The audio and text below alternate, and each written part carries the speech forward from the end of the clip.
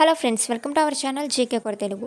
ఈరోజు ఈ వీడియోలో ఎస్ఎస్సి సిజిఎల్ ఎగ్జామ్కి సంబంధించి పర్టికులర్గా జనరల్ అవేర్నెస్ టాపిక్ నుండి కొన్ని ఇంపార్టెంట్ అయినటువంటి క్వశ్చన్స్ని ఎగ్జామ్ పాయింట్ ఆఫ్ వ్యూలో ప్రీవియస్ ఇయర్ క్వశ్చన్స్ని అండ్ రీసెంట్గా జరిగినటువంటి current affairs plus static GK questions అనేవి డిస్కస్ చేద్దాం. సో వీడియోని చివరి వరకు చూడడానికి ట్రై చేయండి. ఫస్ట్ క్వశ్చన్ చూడండి.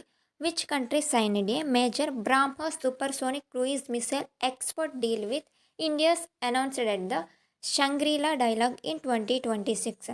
2026లో షంగ్రీలా డైలాగ్లో ప్రకటించిన భారతదేశంతో ప్రధాన బ్రహ్మోస్ సూపర్సోనిక్ క్రూయిజ్ క్షిపణి యొక్క ఎగుమతికి ఒప్పందంపై ఏ దేశం సంతకం చేసింది? ఫస్ట్ ఇక్కడ ఈ బ్రహ్మోస్ క్షిపణుల గురించి క్వశ్చన్స్ అనేవి మనకి ఎక్కువగా పడతా ఉంటాయి ఎస్ఎస్సి సిజిఎల్లో. ఈ సూపర్సోనిక్ క్రూయిజ్ మిషన్ని మన భారతదేశము మరియు రష్యా అయితే సంయుక్తంగా కలిసి అభివృద్ధి చేశాయి. ఈ క్రూయిజ్ మిసైల్ని కొనడానికైతే భారతదేశంతో వియత్నాం అనేటువంటి దేశం అనేది ఒప్పందం కుదుర్చుకుంది. దాన్ని ఈ షంగ్రీలా డైలాగ్లో అయితే ప్రకటించారనమాట. సో ఇది దానికి సంబంధించినటువంటి ఇన్ఫర్మేషన్ ఓవరాల్గా. Next question. Which advanced guided missile frigate under project 17A was commission at Kolkata in June 2026?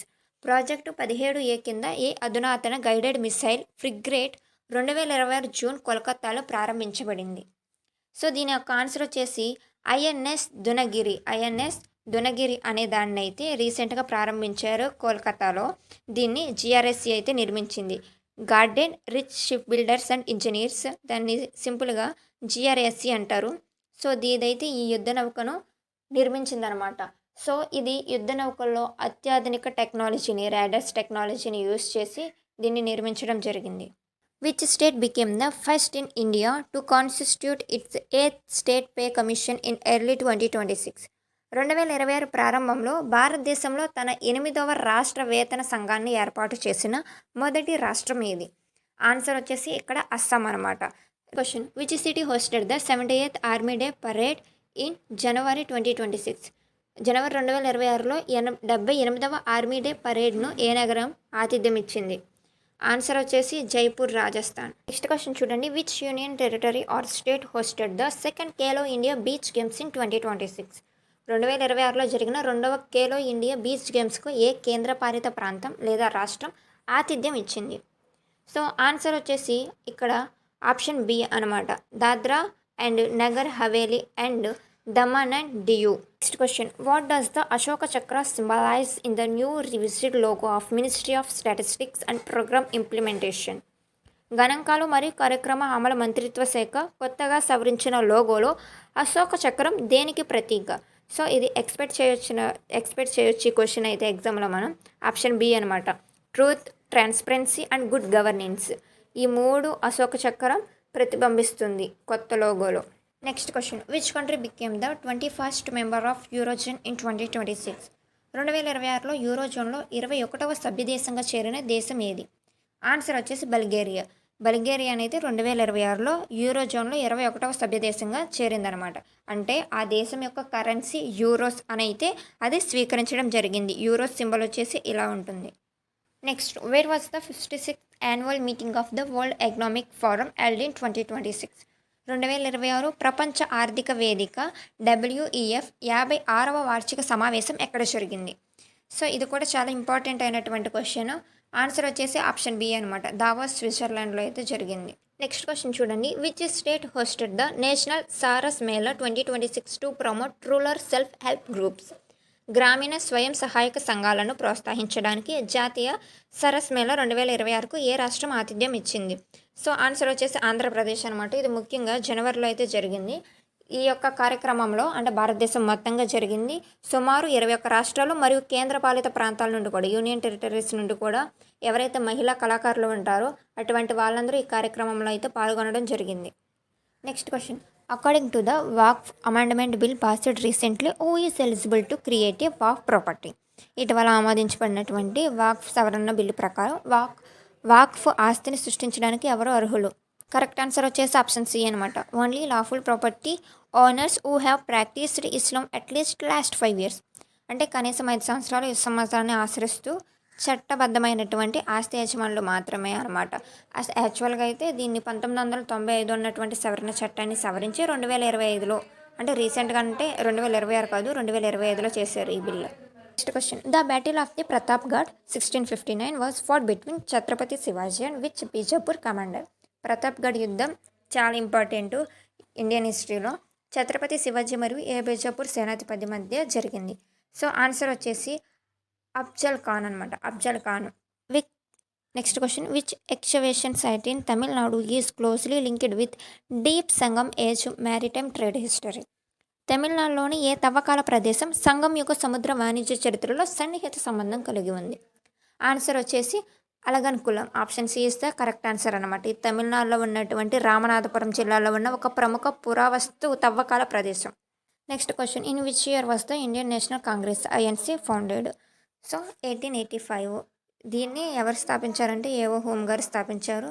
Congress party మొదటి సమావేశం వచ్చేసి బొంబాయిలో జరిగింది. ఆ కార్యక్రమంలో 72 మంది సభ్యులు అయితే పాల్గొనడం అనేది అయితే జరిగిందనమాట. ఇవి ఇంపార్టెంట్ అయినటువంటి పాయింట్స్. అండ్ ఆ కార్యక్రమానికి కాంగ్రెస్ పార్టీ యొక్క తొలి అధ్యక్షుడిగా ఎవరు వర్క్ చేశారో మీకు తెలిస్తే ఆ ఆన్సర్ని కామెంట్ చేయండి. Who started the reform movement known as the Aligarh movement. Aligarh ఉద్యమం అని పిలువబడే సంస్కరణ ఉద్యమాన్ని ఎవరు ప్రారంభించారు. ఆన్సర్ వచ్చేసి సర్ సయ్యద్ అహ్మద్ అనమాట. The famous quit India movement was officially called and launched in which year. 1942. Quit India ఉద్యమం ప్రారంభమైంది 1942లో. ఇది కూడా ఆగస్టు 8వ తారీఖున ముంబైలో ఉన్నటువంటి గోవాలియా ట్యాంక్ మైదానంలో అయితే ప్రారంభించడం జరిగింది. సో ప్రస్తుతాన్ని దాన్ని ఆగస్ట్ క్రాంతి మైదానాన్ని పిలుస్తారు. సో ఈ ఉద్యమంలోనే గాంధీ గారు డూ ఆర్ డై, చెయ్యి లేదా చావు అనేటువంటి నినాదాన్ని ఇచ్చారు. Next question, who served as the chairman of the house committee of the constituent assembly of India. భారత రాజ్యాంగ పరిషత్ సభ హౌస్ కమిటీ చైర్మన్గా ఎవరు పనిచేశారు. కరెక్ట్ ఆన్సర్ వచ్చేసి ఆప్షన్ సి అనమాట. బి పట్టాభి సీతారామయ్య గారు అయితే హౌస్ కమిటీ చైర్మన్గా అయితే వ్యవహరించారు. Who is widely recognised as the father of the Indian constitution. భారత రాజ్యాంగ పితామహుడిగా ఎవరు విస్తృతంగా గుర్తింపు పొందారు అని అంటే డాక్టర్ బిఆర్ అంబేద్కర్ గారు. అంతేకాకుండా డ్రాఫ్టింగ్ కమిటీ చైర్మన్ కూడా డాక్టర్ బిఆర్ అంబేద్కర్ గారే. ఈ కమిటీ అనేది మనకి 1947లో అయితే ప్రారంభమైంది. 1949కి ఈ కమిటీ పూర్తిగా అయితే విజయవంతంగా రాజ్యాంగాన్ని రచించేసి దాన్ని కమిటీకి సబ్మిట్ కూడా చేసింది. అది 1950 నుండి అయితే మనకు అమల్లోకి వచ్చింది. Next, what was the real name of Chanakya the author of Arthashastra. Arthashastra రచయిత చాణక్యుడు అసలు పేరు ఏంటంటే విష్ణుగుప్తుడు. Next, which Gupta ruler assumed the title of Kaviraja, king of poets. ఏ గుప్త పాలకుడు కవిరాజు, కవుల రాజు అనే బిరుదును స్వీకరించారు. ఆన్సర్ వచ్చేసి ఆప్షన్ బి సముద్రగుప్తుడు. Next question, the capital of the Asian kingdom of the Magadha during its early period was. Magadha యొక్క సామ్రాజ్యం యొక్క మొదటి రాజధాని, తొలి రాజధాని ఏది అని అంటే రాజగృహం అనమాట. రాజగృహం దీన్ని రాజా బింబిసారుడైతే ఏర్పాటు చేశాడు. ఈయన తర్వాత ఉదయనుడు అయితే ఉదయన్ అనేటువంటి రాజు పాలటీపుత్రకైతే మార్చాడు మగధ యొక్క రాజధానిని. Next question, who holds the authority to appoint the chief justice of India. భారత ప్రధాన న్యాయమూర్తిని నియమించే అధికారం ఎవరికి ఉంది అంటే భారత రాష్ట్రపతికి, ప్రెసిడెంట్ ఆఫ్ ఇండియా. ఇది మనకి ఆర్టికల్ ప్రకారం చూసుకుంటే ఆర్టికల్ 124(2) ప్రకారం అయితే ఈ అధికారం మనకి ప్రెసిడెంట్ ఆఫ్ ఇండియా కలిగి ఉన్నారు సిజేఐని నియమించడానికి. Question, under which article of the constitution did courts uphold the explicit right to walk as a part of the personal liberty. రాజ్యాంగంలోని ఏ అధికరణం కింద న్యాయస్థానాలు నడిచే హక్కును వ్యక్తిగత స్వేచ్ఛలో భాగంగా గుర్తించాయి. ఆన్సర్ వచ్చేసి ఆర్టికల్ 21 కింద అయితే దీన్ని నియమించడం జరిగింది. Which part of the Indian constitution deals with fundamental rights. So answer వచ్చేసి పార్ట్ 3 అనమాట. ఇవి కూడా ముఖ్యంగా ఆర్టికల్ 12 నుండి ఆర్టికల్ 35 వరకు మనకి పార్ట్ 3 విభాగం కింద ఉంటాయి. అవి ముఖ్యంగా మనకి ఫండమెంటల్ రైట్స్ గురించి అయితే తెలియజేస్తాయి. Next question, the minimum age required to contest for election as president of India 35 years. Which writ is issued by the High Court or Supreme Court to secure the release of a person detained unlawfully. చట్టవిరుద్ధంగా నిర్బంధించబడిన వ్యక్తిని విడుదల చేయడానికి high court లేదా supreme court జారీ చేసే writ ఏది. Answer వచ్చేసి habeas corpus. Option C is the correct answer అనమాట. రిట్స్ అనేవి టోటల్గా 5 ఉంటాయి కదా, వాటిలో ఇది ఒకటి. సో ఆ రిట్స్ అన్నీ ఇవి మనకి చాలా ఇంపార్టెంట్. దీంట్లో ప్రతి ఎగ్జామ్ పాయింట్ ఆఫ్ వ్యూలో ఈ 5 వాటిలో ఏదో ఒకటి ఒక రిట్ గురించి మనకి మోస్ట్లీ తగులుతూ ఉంటుంది ఏదో ఒకటి ఒక సెట్లో. సో ఇవి 25 ఇంపార్టెంట్ అయినటువంటి క్వశ్చన్స్ జనరల్ అవేర్నెస్ సెక్షన్కి సంబంధించి.